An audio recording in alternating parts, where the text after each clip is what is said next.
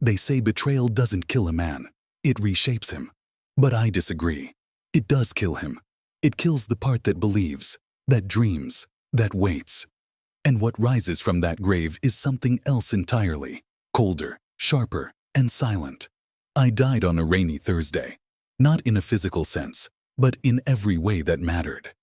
It was the day I watched the woman I loved, the only person I had ever trusted, walk down an aisle, not toward me, but toward my best friend. The laughter echoed in the church like a cruel joke, and I stood outside in the rain, holding the ring I never got to give her. For years, I'd been the invisible man, the quiet one in the background of everyone's story. I thought loyalty meant safety. I thought love meant reciprocity. I thought friendship meant protection. But that day, I learned the truth. Loyalty makes you predictable, love makes you blind, and friendship makes you vulnerable.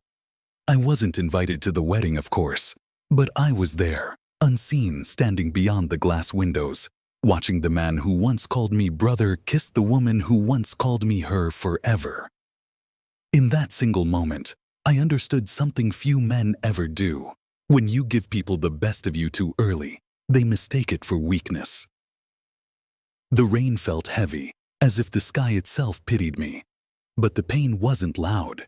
It was quiet, a slow, suffocating silence that crawled under my skin and stayed there. That night, I didn't cry. I didn't rage. I simply disappeared. They thought I was finished. They thought I'd drink myself into oblivion, maybe vanish into the background like all broken men do. They never imagined I'd turn my grief into a weapon, that I'd build something vast from the ruins they left behind. People underestimate silence. They think it means defeat. But silence, when nurtured long enough, becomes strategy. It becomes armor. In that silence, I studied. They say success is the best revenge, but that's not true. Success is only the stage. The real revenge is the silence that follows. When they look around and realize you've built a life so vast, so untouchable, that their opinions no longer echo in it. That's when I knew. She may have buried me, but in doing so, she made me immortal. Before everything turned to ash, there was light. It wasn't a blinding light, just a quiet warmth, the kind that makes a man believe he's found his place in the world. I wasn't rich. I wasn't extraordinary. But I was content, and in my small, simple world, she was everything. Her name still tastes like nostalgia. Even now, it echoes in the hollow chambers of my mind, like a melody from a song I can't forget, but can never listen to again. She wasn't perfect. No one is. But she had that rare kind of presence that made time slow down around her. When she laughed, it felt like forgiveness. When she looked at me, it felt like a promise, and I built my world around that illusion, believing she was mine, and I was hers. I remember the nights we spent talking about dreams we couldn't afford. She wanted to travel, to paint, to feel alive beyond the small town limits. I wanted nothing but to see her happy. So I worked. Long hours, small pay, quiet sacrifices. I thought love was measured in effort, that if I gave her everything, she'd never need to look elsewhere. How naive that sounds now. And then, there was him. My best friend, or so I believed. He was everything I wasn't. Charming, effortless, born with the kind of confidence that doesn't come from work, but from privilege. We grew up together. I trusted him like a brother. When we were kids, I'd take the blame for his mistakes. When we were men, I helped him when his world fell apart. I thought that kind of loyalty meant something. But loyalty, I would learn, is a one-way street. And that was it. A single second. But it burned itself into my soul. Still, I didn't confront it. I believed in love more than I believed in truth. And truth, as I learned, doesn't care what you believe. Over the next few months, the distance grew like rot beneath the surface. She became colder, distracted. He became more protective, almost defensive when I questioned where she was. And I, foolish, desperate, worked even harder.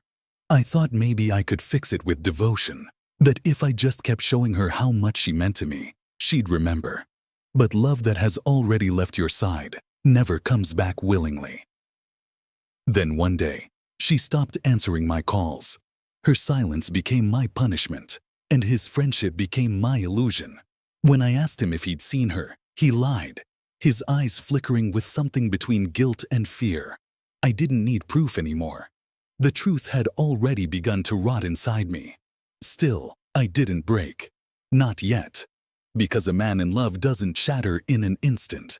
He fractures slowly, painfully, until there's nothing left but dust. I walked through my days like a ghost, pretending everything was fine while my heart was quietly bleeding out. Weeks later, I found out they were together. No apology, no confrontation, just the sight of her name beside his, an announcement that felt like a death sentence.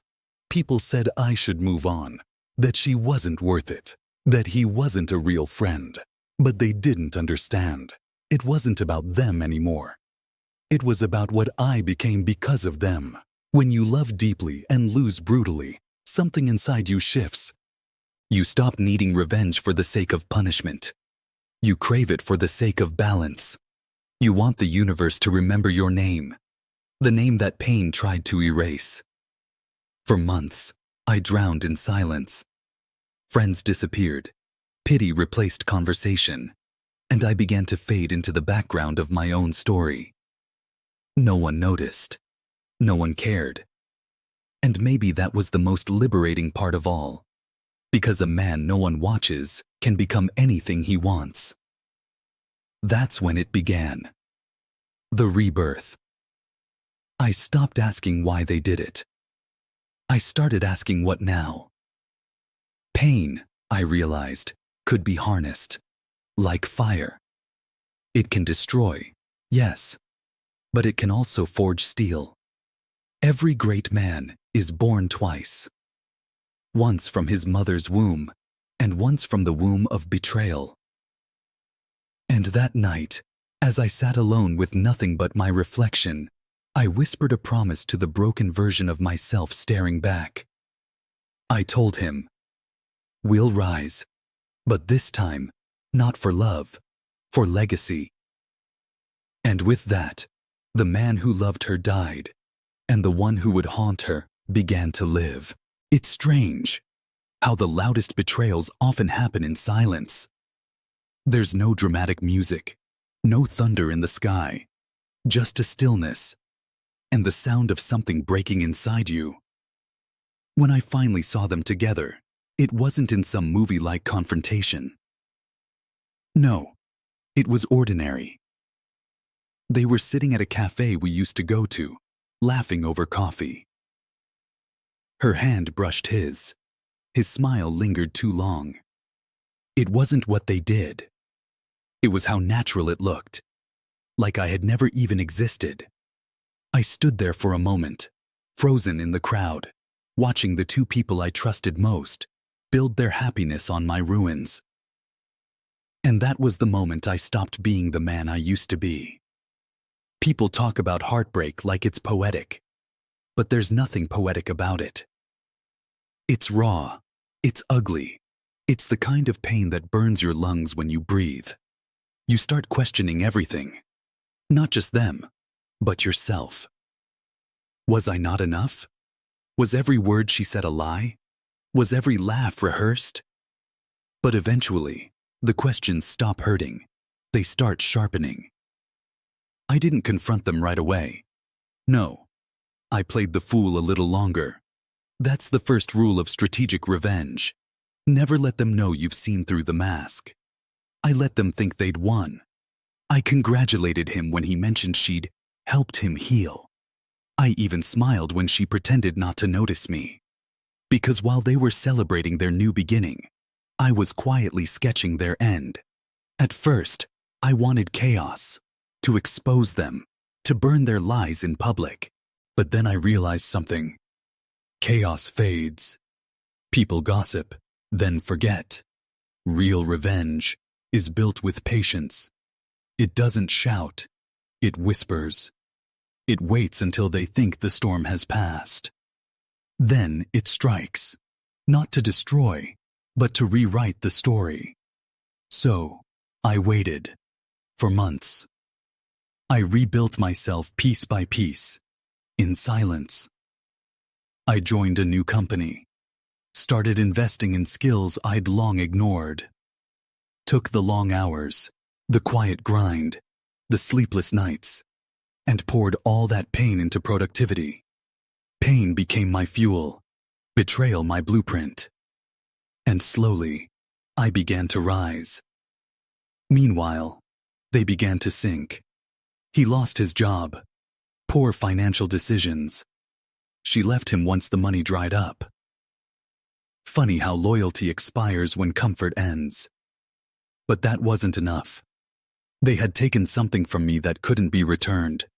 My peace, my trust, my innocence. So I didn't want to just see them lose. I wanted them to understand. I wanted them to feel what I felt. The slow collapse of everything they believed was secure. That's when opportunity knocked. The company I joined. It was owned by an old investor. The same man who had once backed my best friend's startup. The same startup that had fallen apart because of his arrogance and mismanagement. I learned he was trying to start again, desperate for funding, reputation, and credibility. And guess who held the connections now? Me. It wasn't luck. It was the universe aligning, whispering, now. I approached calmly. Professional. No emotion, no sign of the past.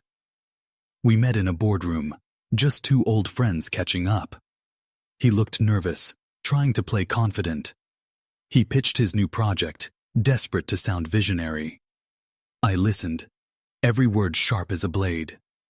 When he finished, I smiled. It's interesting, I said. But I think I've heard this story before. Same promises, same endings. He froze. I could see it, the realization flickering in his eyes. He knew. That's when I leaned forward and said, "Don't worry. I won't ruin your reputation. I'll let you do that yourself. You're good at it." And I walked away. That's all it took. No shouting, no threats. Just quiet humiliation. The kind that eats a man from the inside. Within months, his second business collapsed. Investors pulled out. Word spread. By the time the dust settled, he was finished. As for her, she came back eventually. They always do. Not because they love you, but because they remember the version of themselves they lost when they betrayed you. She texted one night, "I miss how peaceful life felt with you. You were always the calm I didn't know I needed." I stared at the screen for a long moment. Then I typed back, "You only miss peace when you've lived too long in chaos." And that was it. No anger, no closure, just silence. Because revenge isn't always about destruction. Sometimes, the sweetest revenge is evolution. Becoming the man they thought you'd never be. Living in a peace they can never touch again. They say betrayal changes people. They're right. It doesn't just change you. It clarifies you. It strips away illusion, ego, and weakness until only truth remains. And my truth was simple.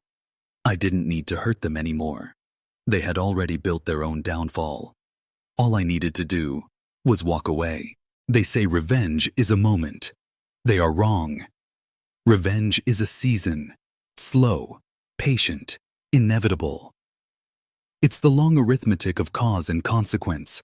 The quiet ledger you balance only to discover the numbers were never your enemy. They were your instruction.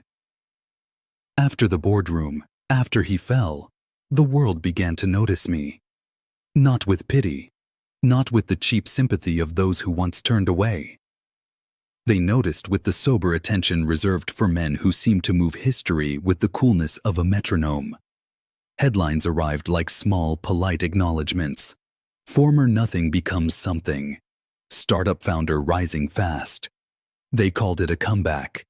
I called it the consequence of silence. I stopped chasing him then. He imploded with all the dramatic irony of arrogance. That was not my hand on the switch. That was the weight of every unpaid debt, every lie, every cheap promise that jewels can't fix.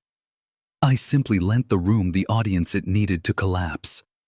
My focus shifted to the design of permanence. Business is an anatomy of people. Every deal is a body.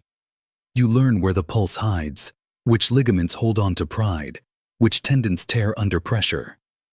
I learned who to trust, and more importantly, who to use. Because the purest revenge is structural. Make a life so well framed that their memories of you are reduced to decorative whispers on the walls.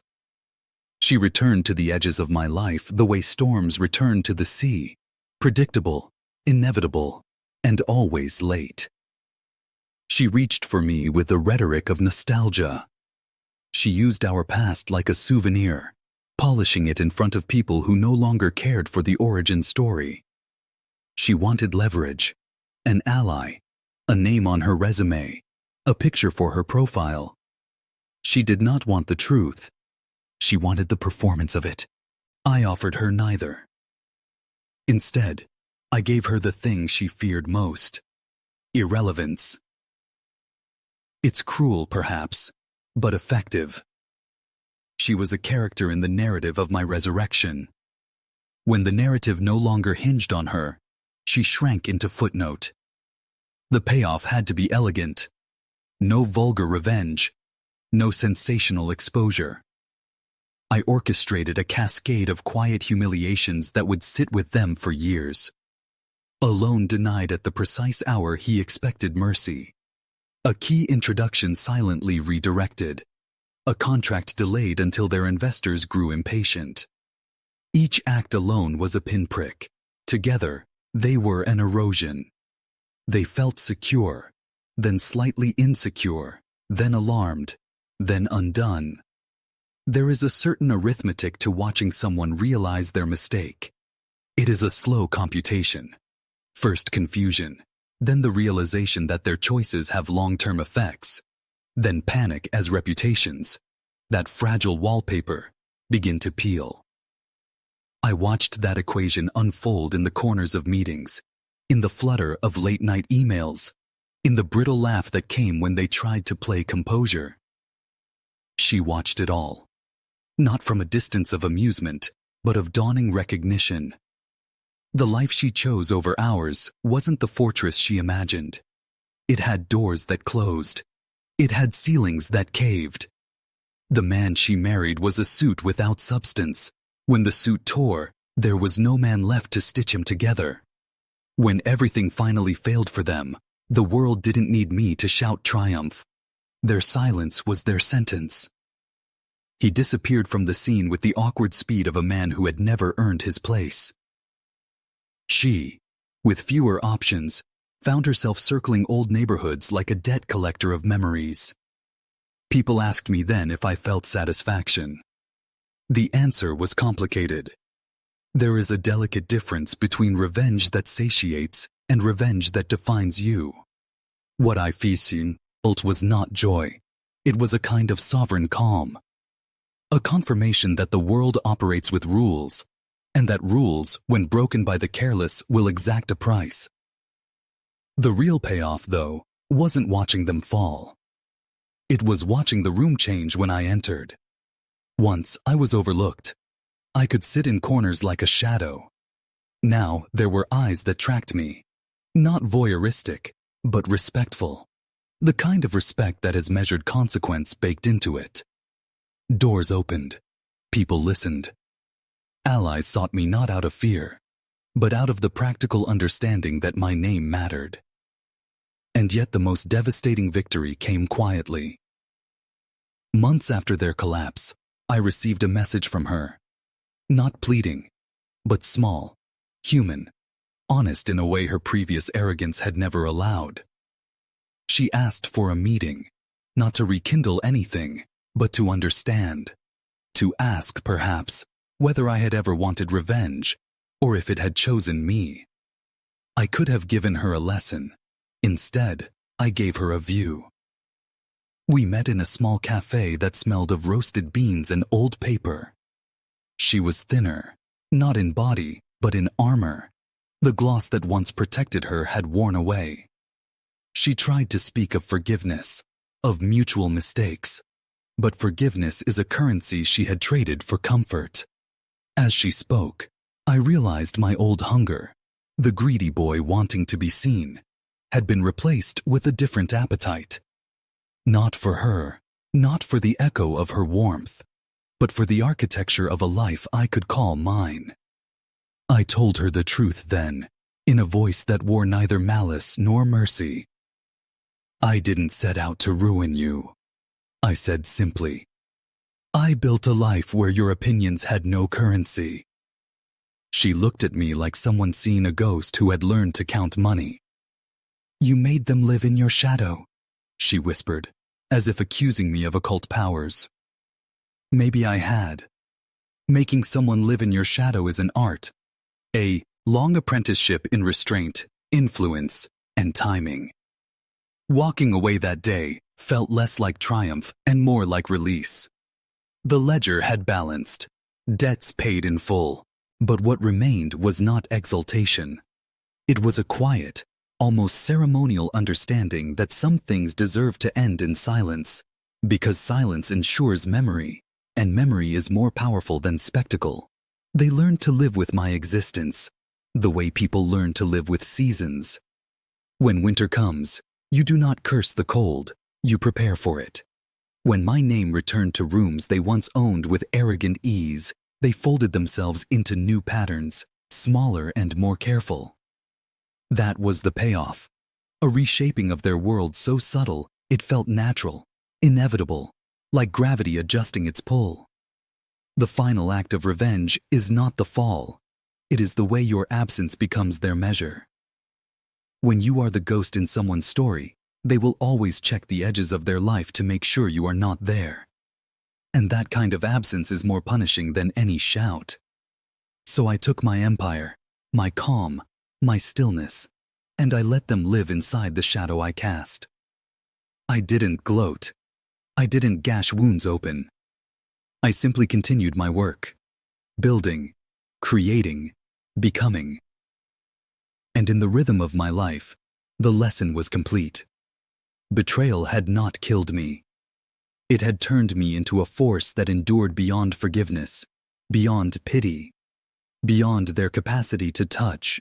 Revenge ends quietly. Not with applause, not with thunder, just the faint hum of consequence settling into place. It doesn't come with a parade of justice or the sweet taste of triumph. It arrives like winter's first breath, still, inevitable, and strangely empty. In the months that followed, I learned that victory has its own kind of loneliness.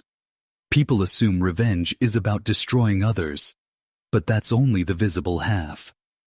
The unseen half, the half no one warns you about, is what it does to you in return.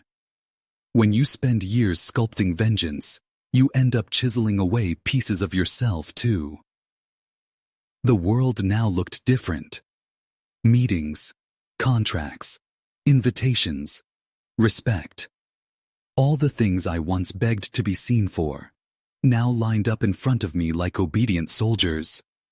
But behind the triumph, behind every handshake, was the same question echoing in the hollow of my chest. Was this it? Was this all there ever was? Sometimes, at night, I'd walk through the city, not as a conqueror, but as a man revisiting the ruins of his own hunger. Every building felt like a confession. Every shadow, a sermon. The neon lights flickered across glass windows like broken promises. And in that reflection, I saw something I hadn't noticed before. The cost. You see, revenge gives you purpose. But purpose built on pain has an expiration date. The moment it's fulfilled, the silence becomes unbearable. And in that silence, you finally hear the sound of everything you lost. Not to them, but to the process of becoming what you are. She tried to reach out again once. This time not to ask for understanding, but out of habit. When people lose everything, they reach for familiar ghosts. I didn't respond. Not because I hated her. Hatred is too active, too passionate. I was simply done. And done is colder than hate. It's the quiet indifference that kills more effectively than any plan. I saw her one evening at a charity gala. She was standing alone, her eyes scanning the room, searching for recognition that would not come. When she saw me, I watched her freeze, not out of fear, but memory. In her expression, I saw a timeline folding in on itself. The girl who laughed at my ambition, the woman who thought she'd chosen stability, and now, the stranger staring at the man who became the story she could never rewrite. We didn't speak. We didn't need to. Our silence said more than words ever could. She looked like someone reading the last page of a book she had thrown away years ago, realizing it had always been about her loss, not my pain. That night, I left early. Because revenge, I had learned, isn't meant to be carried forever. It's a flame, and flames, if left unattended, start to consume their maker. The point is not to stay burning. It's to know when to let the fire go dark. But letting go is its own kind of punishment.